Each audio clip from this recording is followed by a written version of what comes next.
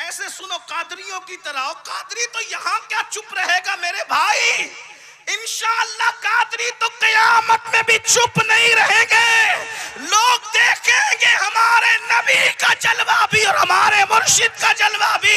मौलाना जमीलुर रहमान कहते हैं, निदा देगा मुनादी हश्र में हम कादरियों को, और किधर है कादरी कर ले नजारा गौसे।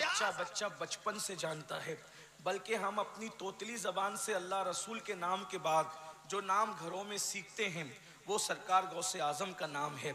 अल्हम्दुलिल्लाह हमारी निस्बतें गौसे पाक से इस कदर जुड़ी हुई है कि अल्लाह के फजल से अल्लाह रसूल के नाम के बाद हमारे माँ बाप ने हमें गौसे पाक का नाम सिखाया है। और अल्हम्दुलिल्लाह हमें फ़ख्र है इस बात पर, हम इस बात पे फ़ख्र करते हैं कि हम आखिरी नबी के उम्मती हैं और अल्लाह ने हमें सिलसिले क़ादरिया अता फरमाया है।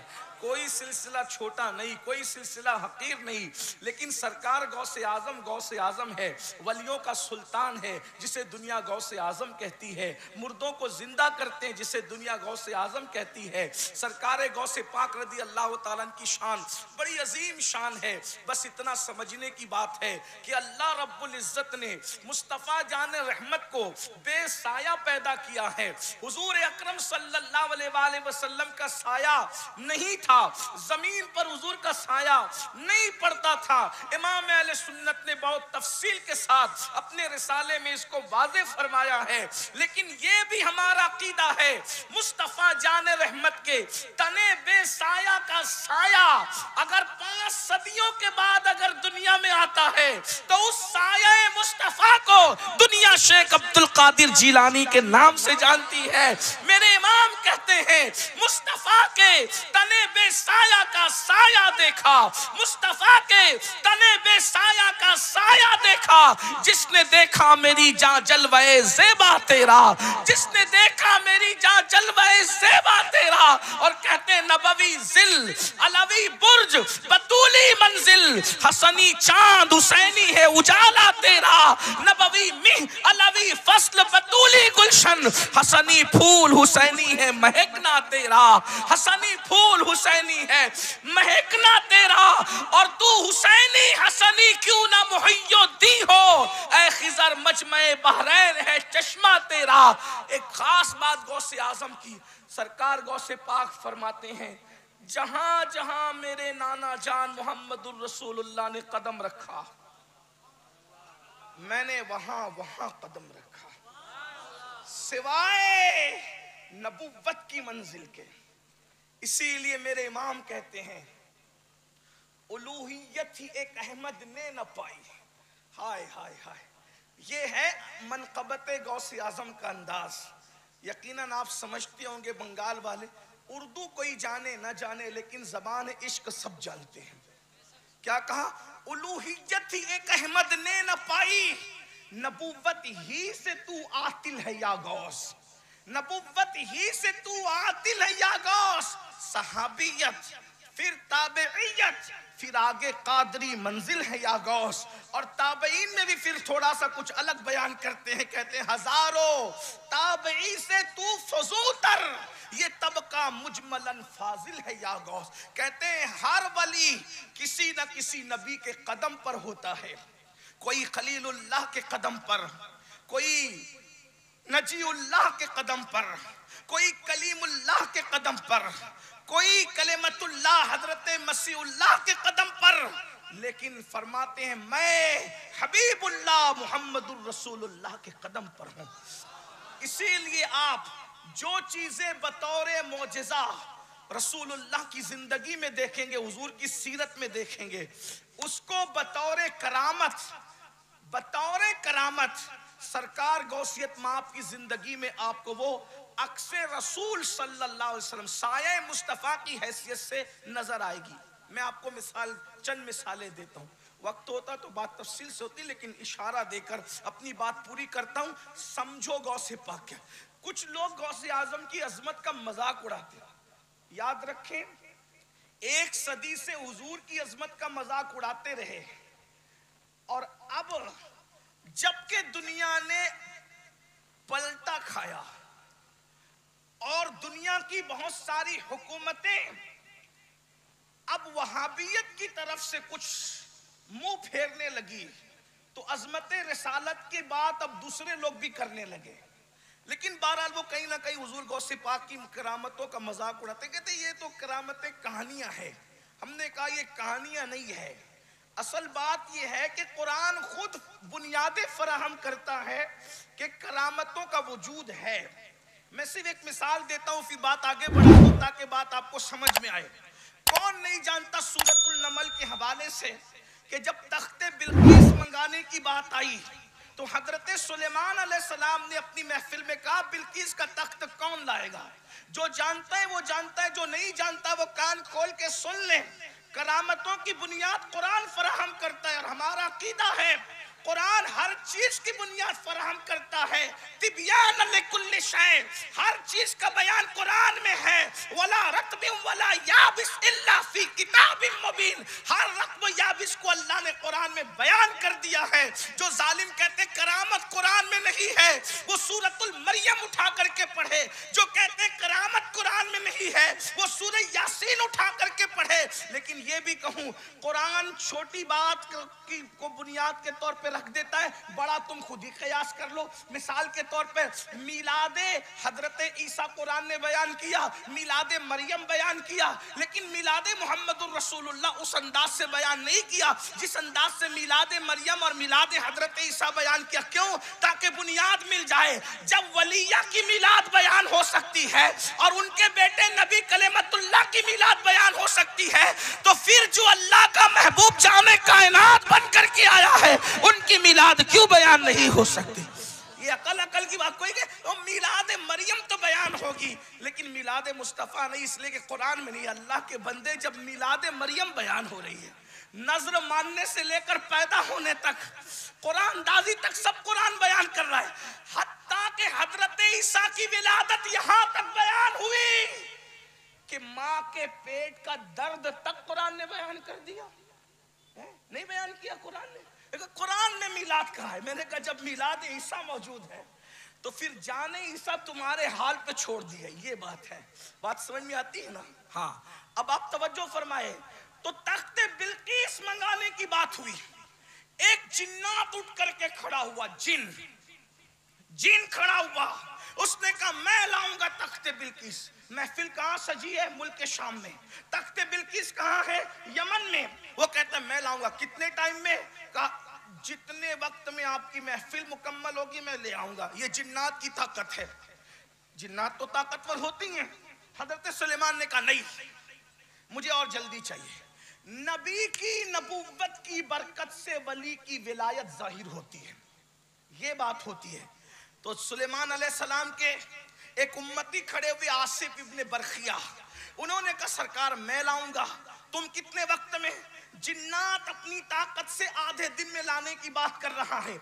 और हजरत आसिफ जो वली हैं हजरत सुलेमान अलैहिस्सलाम की उम्मत के, वो उम्मत सुलेमान में जो वली हैं वो कहते हैं मैं लाऊंगा। कितने वक्त में? का पलक के झपकते हासिल कर लूंगा, पलक के झपकते ले आऊंगा। अब मैं आपसे पूछना चाहता हूं, कुरान को मानकर मुसलमान हुए हो और कुरान ही को मानकर कोई मुसलमान होता है तो बताओ आसिफ बिन बरखिया पलक के झपकते तख्ते बिल्किस ला रहे हैं, ला करके दे चुके हैं, हासिल कर चुके हैं। अल्लाह अकबर। मुझे बताओ जब हजरत सुलेमान की उम्मत के वली की ताकत का ये आलम है तो जाने सुलेमान मोहम्मदुर रसूलुल्लाह की उम्मत के वली की ताकत का आलम क्या होगा? और वो सिर्फ उम्मती है, औलाद सुलेमान नहीं है, गौसे पाक तो उम्मती भी है और नबी का चहीता बेटा भी है।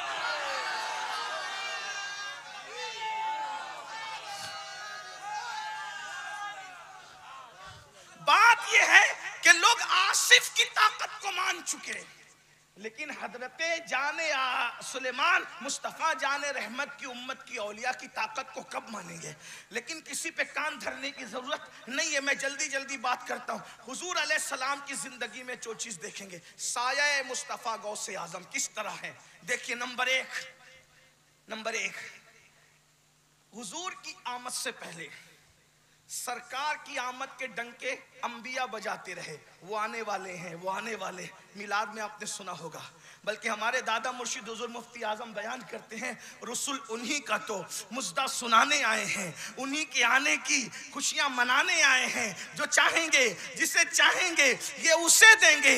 करीम है ये खजाने लुटाने आए हैं। हर नबी आते थे, कहते थे अल्लाह एक है, और कहते थे अल्लाह का हबीब आने वाला है, आखिरी नबी आने वाला है, आखिरी नबी आने वाला है, आखिरी नबी आने वाला है। अल्लाह अकबर। वो दुआए खलील बनकर आए, वो नवीदे मसीहा बनकर आए, वो अपनी अम्मी का ख्वाब बन करके आए। ये क्या है? हुजूर की शान है। अब इस पे तफसील बहुत नहीं कही जा सकती, आप देख लें, उलमा से सुन लें। हुजूर की आमद से पहले हर नबी डंके बजा रहा है, वो आने वाले हैं, वो आने वाले हैं, वो आने वाले हैं। अब इसको साया मुस्तफ़ा में गौसे आजम की जिंदगी में देखें। गौस पाक की विलादत से पहले औलिया डंके बजाते हैं, वो आने वाले हैं, वो आने वाले हैं, वो आने वाले हैं। अल्लाह अकबर। इमाम जाफर सादिक कह रहे हैं वो आने वाले हैं। अल्लाह अकबर। इमाम जाफर सादिक कह रहे हैं वो आने वाले हैं। जुनैद बगदादी कह रहे हैं वो आने वाले हैं।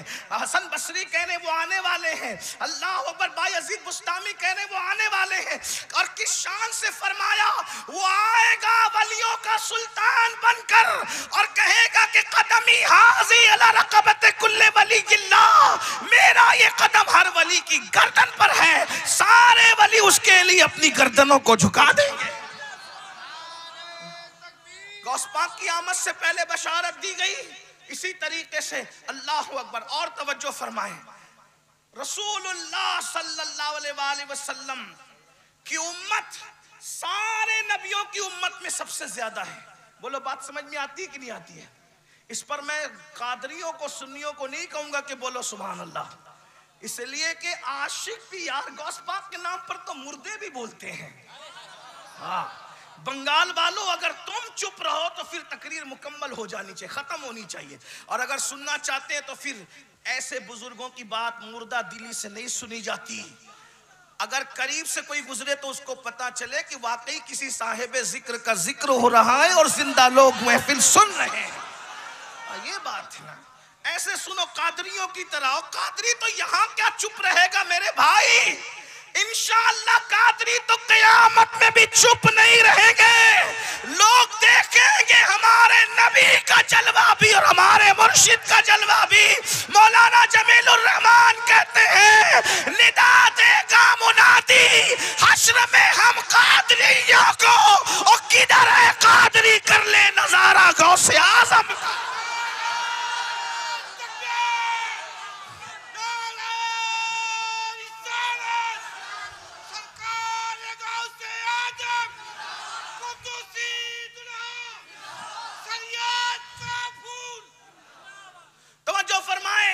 रसूलुल्लाह की उम्मत सबसे ज्यादा है तमाम अंबिया में। फरमाते हैं 80 सफ़े होंगी तमाम अंबिया किराम की, सबकी मिलाकर अकेले 40 सफ़े मुस्तफ़ा जाने रहमत की उम्मत की होगी।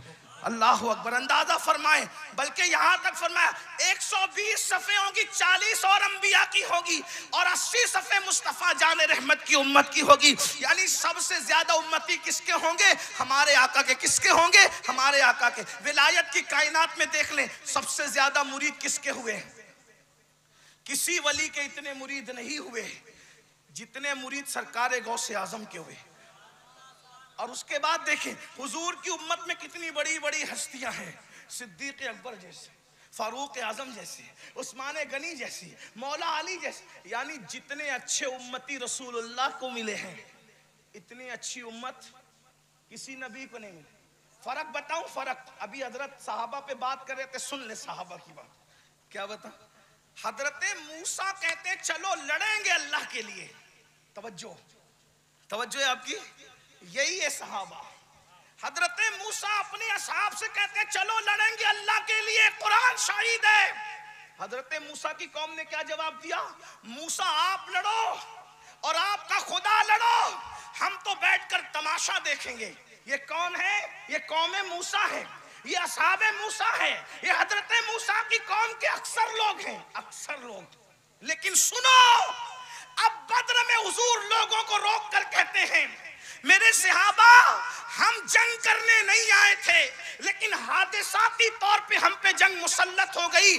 बोलो तुम क्या कहते हो? साद इब्ने उबादा उठकर खड़े होते, कहा या रसूल अल्लाह, आप हमसे मशवरा क्यों करते हैं? हम कौम मूसा नहीं है कि ये कहे कि तू लड़ और तेरा खुदा लड़। हम तो आपके गुलाम हैं। जब तक खून का कतरा मौजूद है, आमिना के लाल पर गुबार भी आने नहीं दे।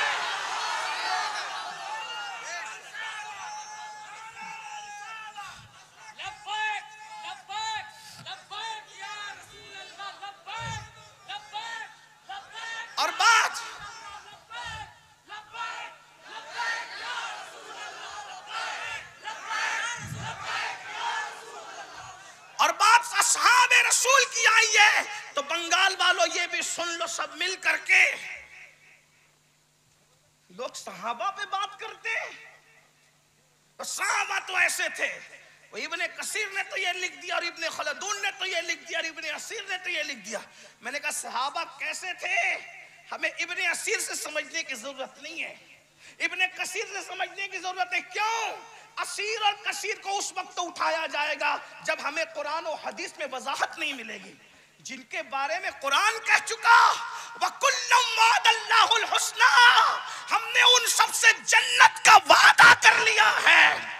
अल्लाह जन्नत का वादा करे और मुल्ला तू फजर में डंडी मारता है और कहता है सहाबा ऐसे थे। बता तेरी बात माने कि अल्लाह की माने? अल्लाह कहता है वकुल्लुम वादल्लाहुल हुस्ना। ये कुल्ला, ये तो मिनाजुल अरबिया पढ़ने वाला भी जानता है कि कुल्ला का मतलब क्या होता है।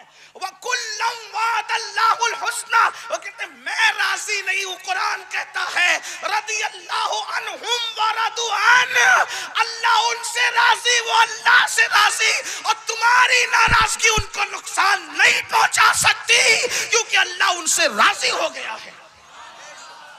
जिससे अल्लाह राजी हो जाए कौन है? ये सहाबा। सुन लो सहाबा, हमसे फजर में उठना नहीं होता, नींद नहीं छोड़ सकते नबी के लिए। सहाबा ने मामू को कत्ल किया नबी के लिए, चच्चा को कत्ल किया नबी के लिए, माओ को छोड़ा है नबी के लिए। आपको हैरत होगी, छोड़ना आसान है, सहाबा ने मक्का जैसा शहर छोड़ा है। लोग घर छोड़ के जलसे में नहीं आ सकते नबी के लिए और सहाबा पे बकबक करते हैं। सहाबा ने क्या छोड़ा? मक्का जैसा शहर जिसमें काबा है, जिसमें जमजम है, जिसमें हतीम है, जिसमें मकाम इब्राहिम है और जिसमें सफा मरवा है, अल्लाह का घर है। नबी ने कहा छोड़ो, सहाबा ने पीठ कर दी काबे की तरफ। कोई नहीं रहा मक्के में। क्यों? ऐ काबे का काबा, हमें काबे से क्या लेना? जुमले पे गौर करें, हमें काबे से क्या लेना? कब तक? जब तक तू पुष्ट कर दे, जब तक तू पुष्ट कर दे। जब तूने पुष्ट कर दी तो हमने भी पुष्ट कर दी, और जब तूने रुख कर लिया तो नमाज खत्म होने का इंतजार भी नहीं किया। अब खुदा की नमाज बाद में होगी, पहले रुख काबतुल्लाह की तरफ होगा। काबा तो अहम था, अहम है, अहम रहेगा, लेकिन इम्तिहान की बात थी। तुम्हारा रुख हुजूर की तरफ होता है या तुम्हारा रुख काबे की तरफ होता है? सहाबा ने बताया ओ जाने आलम, अगर तू रुख फेर ले काबे से तो हम भी फेर ले।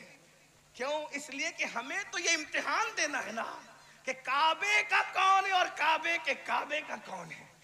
काबे वाला वही है जो काबे के काबे वाला है।